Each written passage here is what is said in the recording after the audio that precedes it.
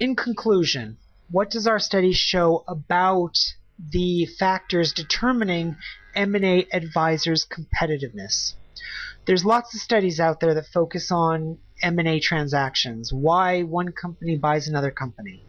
There's lesser amount of studies, but they're still there, that show why advisors may work on particular types of transactions. And you'll see a summary of those studies on the right-hand side of this slide.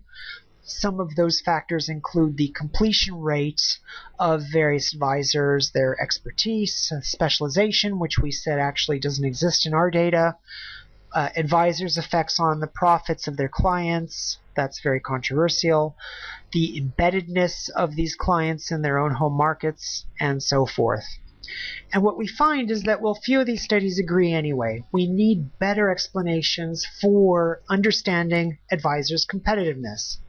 And what's more important is that we need a better way of understanding the geography of finance. It's not simply that money flows across land like water does. And so what we argue in the paper is that we need a new geography of finance that focuses on these other dimensions we've been talking about, on legal complexity, on differentiation, on law school quality. That is the way that we measure geography. It's not a measure of geography that focuses on hills and valleys and rolling plains and so forth, to put geography simply. And our study is a super important question for the Goldman Sachs's and Baker McKenzie's of the world, and their competitors that are out there thinking, well, how do we score more mandates from Chinese companies, from Japanese, US, from any companies? What are the factors that drive our competitiveness vis-a-vis our rivals? And what we find in our study is that it's the law school that your employees go to, and it's the law school that is in the same city that you're working in, that is driving a large part of your competitiveness.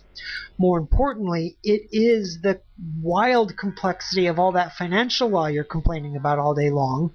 It's that complexity that's actually allowing you to go out and get business that you otherwise wouldn't be getting. And of course, it's that differentiation that these firms are engaging in. But for the value of our study, it's actually being able to quantify that differentiation and say, look, Goldman Sachs is engaged in 3.2 by 4.7 units of differentiation, as opposed to Credit Suisse, which is 1.2, 9.6 on these two measures of differentiation. So the simple ability to measure differentiation rather than blah, blah, blah like a management guru, that contributes importantly to this range of literature.